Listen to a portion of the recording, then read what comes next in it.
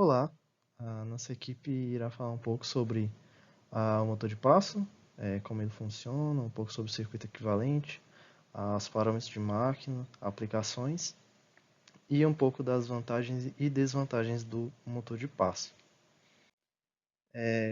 Introduzindo aqui um pouco sobre ele, os motores de passo eles são motores CC que podem se mover em passos discretos, tipicamente entre 7,5 e 15 graus por pulso. Os motores eles têm várias bobinas e cada fase é energizada para proporcionar a rotação passo a passo do motor. Assim, ele é possível obter posicionamento de alta precisão e um controle de velocidade que pode ser obtido através de aplicações de passos controlados por computador. Portanto, esses motores de passo são os mais preferidos para as aplicações de controle de movimentos precisos. Explicando um pouco agora sobre o funcionamento dele, essa figura 2 ela ilustra um motor de 2 polos e 3 fases no estator e um rotor de ímã permanente. Então, assim, se uma tensão CC é aplicada na fase A do estator, ou seja, se eu consigo aplicar a minha tensão entrando aqui na fase A e saindo na fase A aqui, isso vai fazer com que eu não tenha tensão na fase B nem na fase C.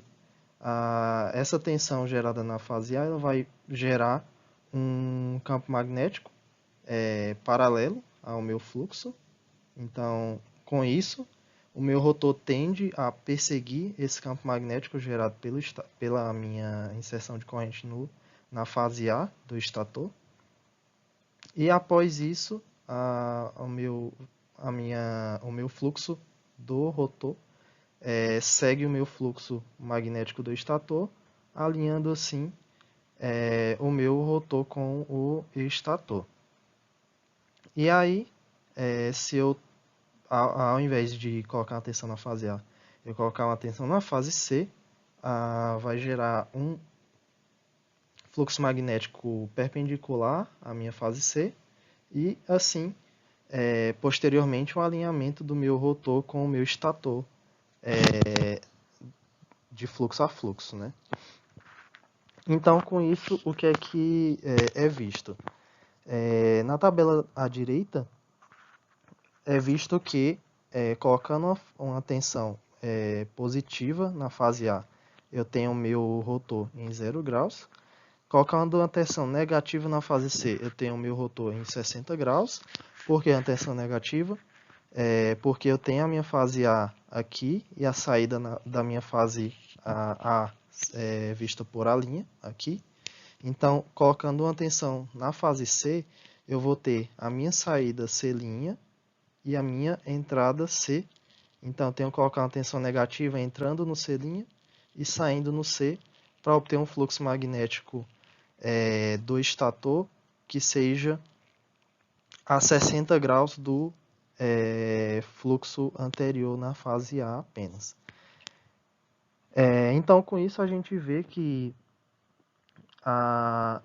o ângulo elétrico aqui para um motor de 3 fases é um ângulo de 60 graus, porque para cada fase eu vou ter 180 dividido por 3, então eu vou ter 60 graus de ângulo elétrico. Então, aumentando o número de polos, temos um tamanho de passo menor. Conforme a fórmula abaixo, o que é que ela diz? Que eu tenho meu ângulo magnético, ou o meu ângulo do rotor, ele é igual a 2 vezes o meu ângulo elétrico, que é igual a 60 graus, porque é um motor de 3 fases, dividido pelo meu número de polos. Então, eu tenho aqui que, aumentando a quantidade de polos do meu rotor, então, se eu colocar uma quantidade de polos maior no meu rotor, eu vou ter um ângulo mecânico do rotor menor. Então, derivando a equação de cima do ângulo em relação ao tempo, a gente tem as resultantes de velocidade de rotação elétrica e mecânica do rotor, como sendo a das fórmulas abaixo, né? Então, eu tenho a minha velocidade de rotação elétrica e a minha velocidade de rotação mecânica do motor. Então, essas velocidades de rotação implicam que, como são existentes 6 pulsos de entrada por rotação elétrica, a relação de rotações por minuto e o número de pulsos por minuto se dá por a fórmula listada abaixo. Porque, no caso, eu vou ter 6 pulsos, vai ser 6n, vezes a minha velocidade de rotação mecânica. Então, eu vou ter 6 vezes 2 aqui, no caso. Vai me gerar 1 sobre 3 polos vezes o número de pulsos. Agora falando um pouco sobre os tipos de motor de passo. Nós temos o motor de relutância variável. Nesse tipo de motor de passo não é utilizado um ímã permanente. Em contrapartida ao ímã, esse tipo de motor ele possui um rotor ferromagnético. Por essa razão, o eixo do motor ele vai rodar livremente sem nenhuma restrição. Frequentemente, esse tipo de motor ele é construído com um estator de 4 fases, o que implica em 45 graus elétricos, análogo ao motor com 3 fases, que era de 60 graus. E esse tipo de motor ele é pouco comum. Ele tem um baixo torque e uma média para alta velocidade de rotação. O motor de ímã permanente ele também é conhecido como Kenstek ou Tinkan. Esse tipo de motor de passo ele possui um rotor dotado de um ímã permanente, e com isso ele possui baixa ou média velocidade de rotação e um torque moderado, e grandes passos angulares de 45 a 90 graus. A simplicidade da construção dele permite que ele seja fabricado por um baixo preço. E aí temos também o motor híbrido, que nesse tipo de motor ele une as vantagens dos dois últimos motores, né? Então, tanto o estator quanto o ímã permanente são dotados de vários polos magnéticos para que o rotor possa rodar por múltiplos passos, normalmente 0,9, 1,8 ou 3,6 graus. Eles são os mais utilizados em aplicações industriais pelo seu grande torque estático e dinâmico e o seu funcionamento em pequenos passos. Assim, ele tem uma combinação das vantagens dos dois, no caso, tem a combinação da velocidade de rotação e do torque também. Falando um pouco agora sobre o tipo de polos, os motores de passo geralmente eles têm 2 fases e podem ser unipolar ou bipolar. O motor de passo unipolar são usados um enrolamento por fase e costumam ter um contato comum, resultando em 5, 6 ou 8 conexões. Eles são chamados de unipolares e facilitam o projeto por não necessitar de ligação reversa nos polos. Os modelos com 5 ou 6 conexões têm bobinas ligadas em série e necessitam da capacidade de reverter ligações entre as bobinas.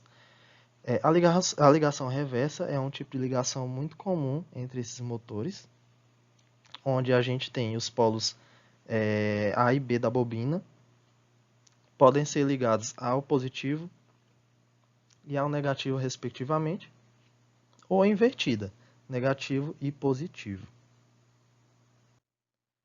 Nós temos também o motor de passo bipolar.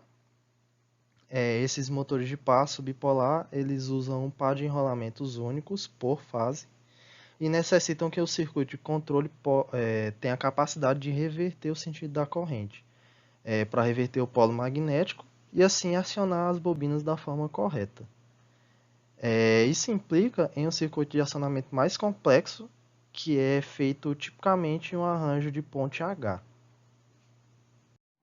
Nos próximos 2 tópicos, para a representação de um circuito equivalente e seus parâmetros, será apresentado um modelo de motor de passo híbrido. Este modelo pode ser utilizado em motores de ímã permanente, apesar de ser estruturalmente diferente do híbrido. Será apresentada uma análise de como o motor de passo é capaz de gerar torque. A modelagem apresentada é baseada em um circuito equivalente linear. O circuito equivalente apresentado se baseia em um circuito RL, resistor indutor, com uma fonte de tensão adicional. Este circuito não considera a indutância mútua entre as fases do motor e a saturação do circuito. A figura ao lado mostra o circuito equivalente da fase A. Nesta figura, RA é a resistência equivalente da fase A, LA a indutância, VA a tensão nos terminais e EA a tensão induzida. Esta tensão induzida é gerada devido à variação do fluxo magnético com o movimento do ímã permanente. O fluxo induzido varia de acordo com o cosseno do ângulo do rotor. Sendo um motor de duas fases, o fluxo induzido em cada uma das fases pode ser representado por πA igual a πm cosseno de Pθ, πB igual a πm cosseno de Pθ menos π sobre 2, onde P é o número de dentes do rotor, θ o ângulo de rotação e πm é o fluxo induzido máximo. Neste caso, é considerado que P é θ igual a zero, o polo norte do rotor está alinhado com a fase A, e a tensão induzida EA é igual à taxa de variação do fluxo induzido. A tensão induzida EA é igual à taxa de variação do fluxo induzido. No caso de um rotor girando com velocidade dθ dt, as tensões induzidas na fase A e B são dadas por EA igual a d πA sobre dt igual a menos P πm seno de Pθ dθ dt, e EB é igual a d πB dt igual a menos P πm seno de Pθ menos π sobre 2 dθ dt. A equação da tensão no terminal do circuito equivalente da fase A é VA igual a RA IA mais LA DIA dt mais EA. Substituindo nas equações anteriores, a equação de tensão nos terminais da fase A é obtida VA igual a RA IA mais LA DIA sobre dt menos P πm seno de Pθ dθ dt. Analogamente, a equação da tensão da fase B é VB igual a RB IB mais LB DIB dt menos P πm seno de Pθ menos π sobre 2 dθ dt. A seguir é apresentado um modelo para o torque gerado. Parâmetros. O torque gerado em um motor de passo é resultado de dois efeitos: a variação da relutância ao longo da rotação do rotor e o torque eletromagnético gerado pelo ímã permanente. Entretanto, em motores híbridos, o torque eletromagnético é dominante. No modelo proposto, o torque gerado pela variação da relutância é desprezado. A figura abaixo apresenta o esquema de um motor híbrido. Neste modelo, o ângulo entre as fases está sendo considerado lambda igual a π sobre 2. Como os circuitos magnéticos são considerados lineares e a indução entre as duas fases é desprezível, é assumido que o torque total é a soma dos torques gerados por cada uma das fases. A partir disto, o torque gerado pela corrente A no enrolamento A é dado por torque em A é igual a menos P πm IA seno de Pθ. Devido à fase B estar defasada da fase A, o torque gerado pode ser descrito por torque B igual a menos P πB πm IB seno de Pθ menos π sobre 2. Além destes torques gerados, existe o torque devido à interação dos dentes do estator com os polos magnéticos do rotor. Este torque é chamado de torque de retenção, TDM ou detent torque. Este efeito faz os motores de passo apresentarem torque magnético de retenção mesmo quando desligados. Tipicamente, o torque de retenção está entre 1% e 10% do torque máximo. Somando os efeitos dos torques gerados na fase A na fase B e o torque de retenção, temos para o torque eletromagnético gerado, torque E é igual a menos P πm vezes IA seno de Pθ mais IB seno de Pθ menos π sobre 2 menos TdM seno de 2πθ. A seguir será apresentado o efeito do torque no movimento do rotor. O torque gerado pelo motor pode ser acoplado a uma carga na extremidade. Este torque gerado também é utilizado para acelerar o rotor e a carga. Além disso, o atrito dos mancais do motor e da carga dissipa parte da potência gerada pelo motor. Logo, a equação de movimento desse sistema é dada por torque E igual a J, derivada segunda de θ em relação ao tempo, mais D vezes dθ dt mais TL, onde D é o coeficiente de atrito viscoso total, motor mais carga, J a inércia total, TL torque externo aplicado. As equações dos terminais das fases, junto com as equações do torque, são utilizadas para modelar o motor de passo.